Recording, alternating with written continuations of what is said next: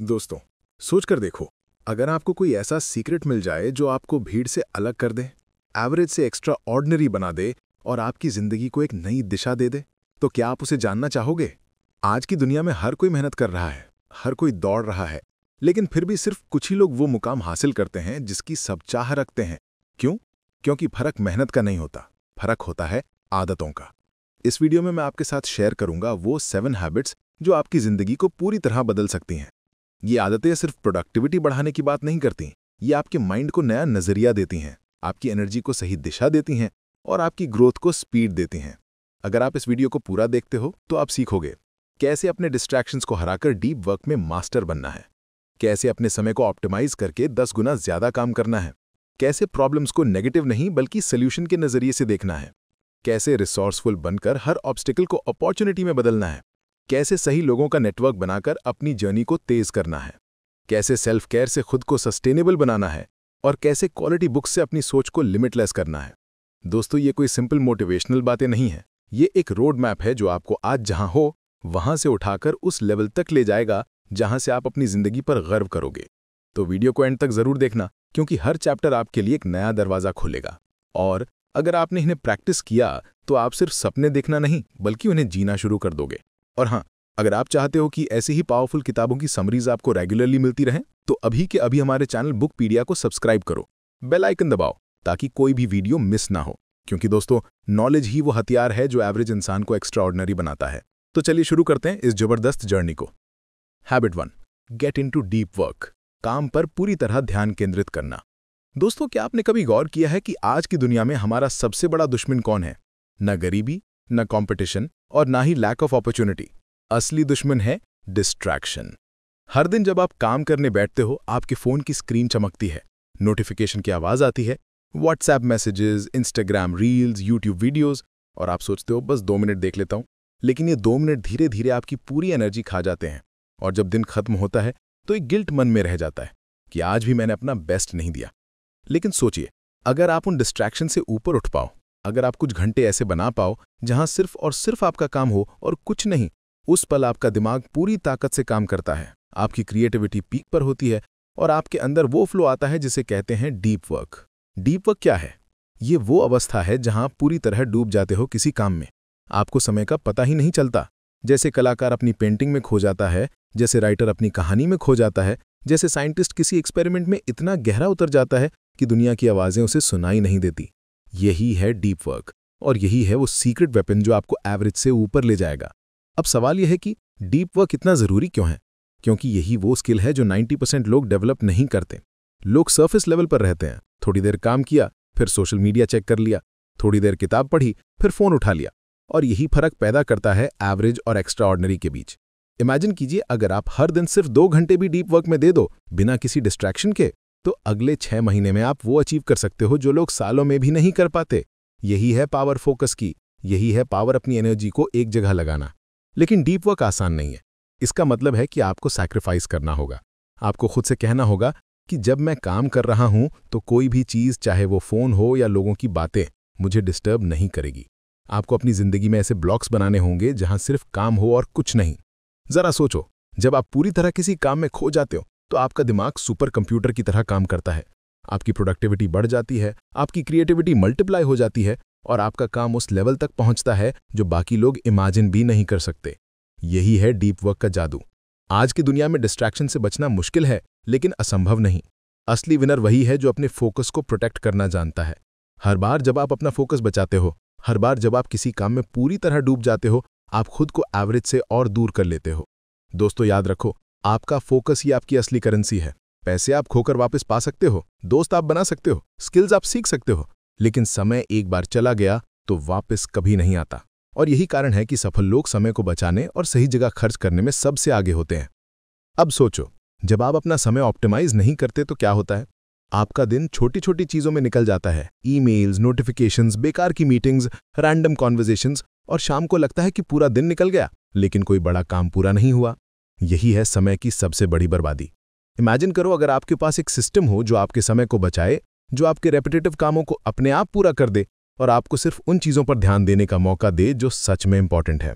यही है time optimisation की ताकत। Think about this.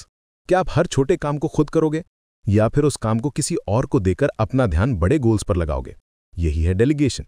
क्या आप हर बार मैन्युअली ईमेल लिखोगे या फिर एक बार सिस्टम बनाकर ऑटोमेशन कर दोगे ताकि फ्यूचर में वो काम अपने आप होता रहे? यही है स्मार्टनेस। क्या आप हर बार कंफ्यूजन में डिसीजन लोगे या फिर अपने लिए ऐसे फ्रेमवर्क्स बना लोगे जो हर बार सही डायरेक्शन दिखाएं? यही है ऑप्टिमाइजेशन। लेकिन सबसे बड़ा सवाल यह है कि ज्यादातर लोग ये सब क्यों नहीं करते? क्योंकि उन्हें लगता है कि वो बिजी रहकर ही प्रोडक्टिव है। रियलिटी यह है कि बिजी रहना और प्रोडक्टिव होना दोनों अलग अलग बातें हैं। बिजी इंसान हर जगह दौड़ता है लेकिन कहीं नहीं पहुंचता, जबकि प्रोडक्टिव इंसान कम काम करता है लेकिन सही काम करता है और बड़ी मंजिल तक पहुंच जाता है। दोस्तों, अगर आप अपने समय को ऑप्टिमाइज करना सीख जाते हो तो आप 10 गुना ज्यादा काम कर सकते हो, 10 गुना ज्यादा ग्रोथ पा सकते हो और दूसरों से 10 गुना आगे निकल सकते हो। लेकिन इसके लिए आपको एक चीज करनी होगी, ये मानना होगा कि आपका समय अनमोल है, इतना अनमोल कि आप इसे हर छोटी डिस्ट्रैक्शन पर खर्च नहीं कर सकते। एक पल रुककर सोचो, आपके दिन का कितना हिस्सा सच में उस काम पर जाता है जो आपके सपनों को पूरा करेगा और कितना हिस्सा उन बेकार एक्टिविटीज में चला जाता है जो सिर्फ समय खा जाती हैं। ये सवाल आपके जीवन की दिशा बदल सकते हैं। तो अब फैसला आपके हाथ में है कि आप अपना समय उन्हीं छोटी छोटी चीजों पर वेस्ट करोगे जिनका कोई लॉन्ग टर्म वैल्यू नहीं है, या फिर सिस्टम्स बनाकर, ऑटोमेशन लाकर और डेलीगेशन करके उस लेवल तक पहुंचोगे जहां आप अपने हर घंटे का सबसे अच्छा यूज कर रहे हो। याद रखो, एवरेज लोग अपने समय को खर्च करते हैं लेकिन एक्स्ट्रा ऑर्डिनरी लोग अपने समय को इन्वेस्ट करते हैं और इन्वेस्टमेंट हमेशा रिटर्न्स देती है।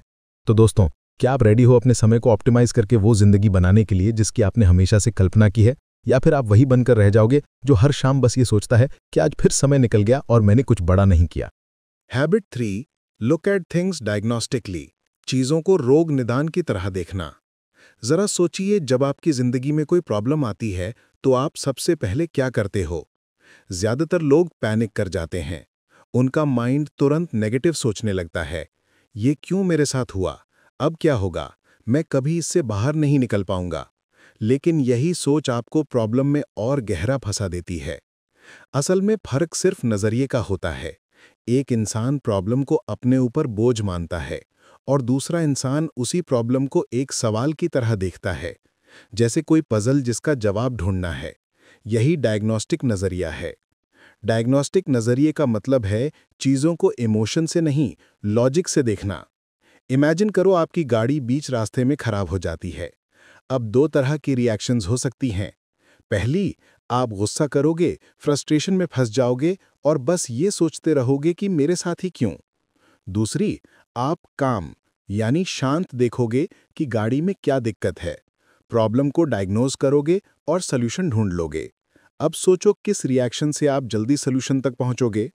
जाहिर है, डायग्नोस्टिक नजरिए से। जिंदगी भी कुछ ऐसी ही है। हर दिन हमें चैलेंजेस मिलते हैं, लेकिन असली ग्रोथ तब होती है जब हम उन चैलेंजेस को डायग्नोज करना सीख जाते हैं। जब हम खुद से सवाल पूछते हैं, what am I in control of? What can I do better? How can I improve things?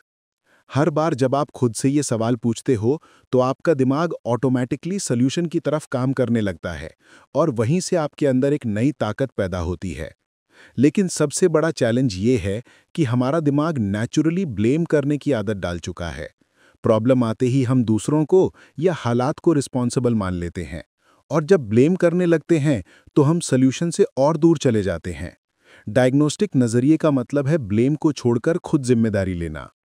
सोचकर देखो, जब भी किसी ऑब्स्टिकल का सामना करते हो, अगर आप इसे एक टेस्ट की तरह ट्रीट करो, जैसे जिंदगी आपसे पूछ रही है कि चलो अब बताओ तुम कितने प्रिपेयर्ड हो, तो आपकी सोच कितनी बदल जाएगी।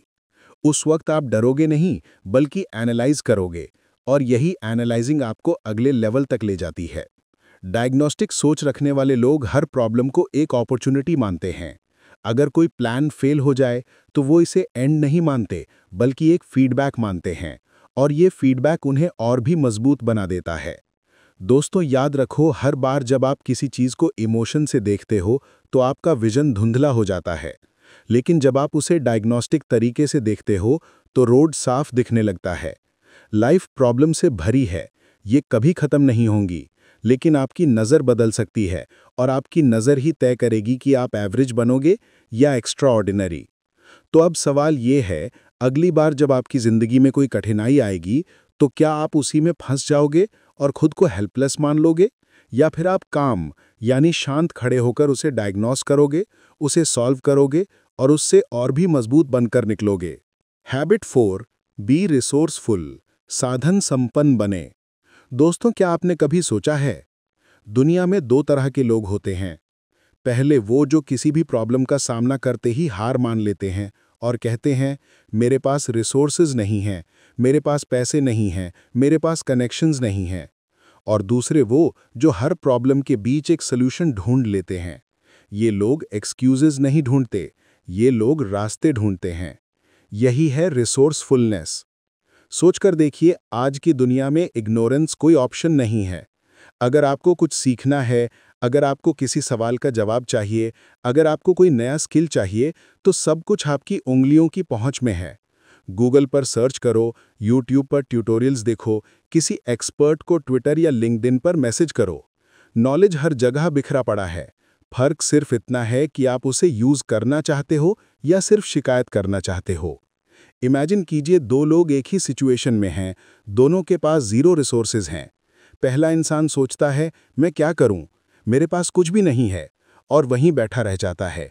लेकिन दूसरा इंसान कहता है ठीक है, मेरे पास सब कुछ नहीं है, लेकिन मेरे पास दिमाग है, मैं सीख सकता हूं, कोशिश कर सकता हूं और धीरे धीरे रास्ता बना सकता हूं। अब सोचो, सालों बाद कौन आगे निकलेगा? जाहिर है वही जो रिसोर्सफुल है। रिसोर्सफुल होने का मतलब ये नहीं कि आपके पास सब कुछ है। रिसोर्सफुल होने का मतलब है जो है उसी से शुरुआत करना और जो नहीं है उसे ढूंढ लेना। अगर आपके पास पैसे नहीं हैं तो आप टाइम इन्वेस्ट करो। अगर आपके पास कनेक्शंस नहीं हैं तो आप नेटवर्किंग सीखो। अगर आपके पास नॉलेज नहीं है तो किताबें पढ़ो, इंटरनेट खंगालो। रिसोर्सफुलनेस का मतलब है कभी एम्प्टी हैंडेड न रहना। लेकिन असली प्रॉब्लम यह है कि हम सब के अंदर एक हैबिट बन चुकी है एक्सक्यूजेस की। हम सोचते हैं कि अगर मेरे पास ये होता तो मैं भी कर लेता। लेकिन सच ये है कि दुनिया के सबसे बड़े अचीवर्स ने जीरो से शुरुआत की है। उनके पास ना पैसा था, ना कॉन्टैक्ट्स, ना ही बड़ा सपोर्ट सिस्टम। उनके पास सिर्फ एक चीज थी, रिसोर्सफुलनेस, और वही उन्हें क्राउड से अलग करती है। दोस्तों, ये याद रखो, दुनिया में हर प्रॉब्लम का सल्यूशन पहले से मौजूद है। आपके हर सवाल का जवाब ऑलरेडी अवेलेबल है। बस फर्क कितना है कि आप उसे ढूंढना चाहते हो या नहीं। तो अब अपने आप से ये सवाल पूछो, जब अगली बार कोई ऑब्स्टेकल आएगा तो क्या आप कहोगे मेरे पास कुछ नहीं है, मैं नहीं कर सकता? या फिर आप खड़े होकर कहोगे जो है उसी से शुरुआत करता हूं और जो चाहिए उसे मैं ढूंढ लूंगा? यही है रिसोर्सफुलनेस। यही आदत एवरेज इंसान को एक्स्ट्राऑर्डिनरी बना देती है। Habit 5, create a high value network. एक उच्च मूल्यवान नेटवर्क बनाएं। दोस्तों, जरा अपनी जिंदगी पर नजर डालो। आप किसके साथ सबसे ज्यादा समय बिताते हो? आपके दोस्त, आपके कोलीग्स, आपका सोशल सर्कल। यही वो लोग हैं जो आपकी सोच, आपकी हैबिट्स और आपके पूरे फ्यूचर को शेप करते हैं। कहा जाता है, you are the average of 5 people you spend the most time with. यानी आप उन्हीं 5 लोगों का औसत बन जाते हो जिनके साथ आप अपना सबसे ज्यादा वक्त बिताते हो। अब सोचिए, अगर ये लोग एवरेज हैं तो क्या आप एक्स्ट्रा ऑर्डिनरी बन सकते हो? इमेजिन कीजिए 2 अलग अलग सिचुएशंस। पहली, आप ऐसे लोगों के साथ समय बिता रहे हो जो हमेशा नेगेटिव सोचते हैं, कंप्लेन करते हैं और अपने सपनों को छोटा मानते हैं। वो आपको भी रोकेंगे, आपको भी बताएंगे कि ये पॉसिबल नहीं है या तुम्हारे बस की बात नहीं। धीरे धीरे उनकी एनर्जी आपकी एनर्जी बन जाएगी। और दूसरी, आप ऐसे लोगों के बीच हो जो बड़े सपने देखते हैं, एक्शन लेते हैं और आपको भी पुश करते हैं। वो आपको चैलेंज करेंगे, इंस्पायर करेंगे और हर दिन आपके अंदर का बेस्ट बाहर लाने में मदद करेंगे। अब सोचो, किस सिचुएशन में आप ग्रो करोगे? यही है हाई वैल्यू नेटवर्क की ताकत। ये नेटवर्क सिर्फ दोस्ती नहीं है, ये आपका एनवायरनमेंट है, और एनवायरनमेंट हमेशा स्ट्रॉन्गर होता है विल पावर से। अगर आप गलत लोगों के बीच रहोगे तो चाहे आप कितने भी डिसिप्लिन्ड क्यों ना हो, धीरे धीरे आप भी उसी तरह सोचने लगोगे। लेकिन अगर आप सही लोगों के बीच रहोगे तो आपकी स्पीड मल्टीप्लाई हो जाएगी। सोचकर देखो, हिस्ट्री के हर सक्सेसफुल इंसान के पास एक पावरफुल नेटवर्क रहा है। कोई भी अकेले महानता तक नहीं पहुंचा। हमेशा ऐसे लोग रहे हैं जिन्होंने उन्हें गाइड किया, सपोर्ट किया और पुश किया। अब बड़ा सवाल ये है, हाई वैल्यू नेटवर्क कैसे बनता है? ये सिर्फ कॉन्टैक्ट्स कलेक्ट करने से नहीं बनता, ये क्वालिटी कनेक्शन से बनता है। इसका मतलब है कि आपको ऐसे लोगों की तलाश होगी जो ग्रोथ माइंडसेट रखते हों, जो पॉजिटिव एनर्जी देते हों और जो आपके गोल से अलाइंड हों। और हाँ, नेटवर्क सिर्फ लेने के लिए नहीं होता। अगर आप हाई वैल्यू नेटवर्क बनाना चाहते हो तो आपको खुद भी वैल्यूएबल बनना होगा। दूसरों को वैल्यू दो, उनकी मदद करो, उनके साथ जेन्युइनली जुड़ो, तभी वो आपके साथ खड़े रहेंगे और आपको आपकी जर्नी में आगे बढ़ाएंगे। लेकिन दोस्तों, सबसे बड़ा चैलेंज यही है कि हमें टॉक्सिक लोगों को पहचानना और उनसे दूर रहना सीखना होगा, क्योंकि अगर आप ऐसे लोगों में फंस गए जो आपको नीचे खींचते हैं, तो आप चाहे कितना भी ट्राई कर लो, आपकी ग्रोथ रुक जाएगी। तो अब खुद से ये सवाल पूछो, आपके आसपास के लोग आपको कहाँ ले जा रहे हैं, ऊपर या नीचे? क्या वो आपको इंस्पायर करते हैं या डीमोटिवेट करते हैं? क्या वो आपकी सोच को बड़ा बनाते हैं या छोटा? याद रखो, आपकी कंपनी ही आपका फ्यूचर तय करती है, इसलिए वाइजली चुनो कि आप किसके साथ अपना समय बिताते हो, क्योंकि एवरेज लोग एवरेज लोगों के बीच रहकर एवरेज बनते हैं और एक्स्ट्रा ऑर्डिनरी लोग एक्स्ट्रा ऑर्डिनरी नेटवर्क बनाकर एक्स्ट्रा ऑर्डिनरी बनते हैं। Habit 6, take care of yourself. अपना ख्याल रखें। दोस्तों, ये दुनिया हमें हर दिन एक ही बात सिखाती है, work harder, run faster, sleep less, grind more. लेकिन सच तो ये है कि ये सोच आपको सफलता की बजाय धीरे धीरे बर्नआउट की तरफ ले जाती है। सोच कर देखिए, अगर आपकी गाड़ी बिना फ्यूल के दौड़े तो कितनी दूर जाएगी? शायद कुछ ही किलोमीटर, फिर वो रुक जाएगी।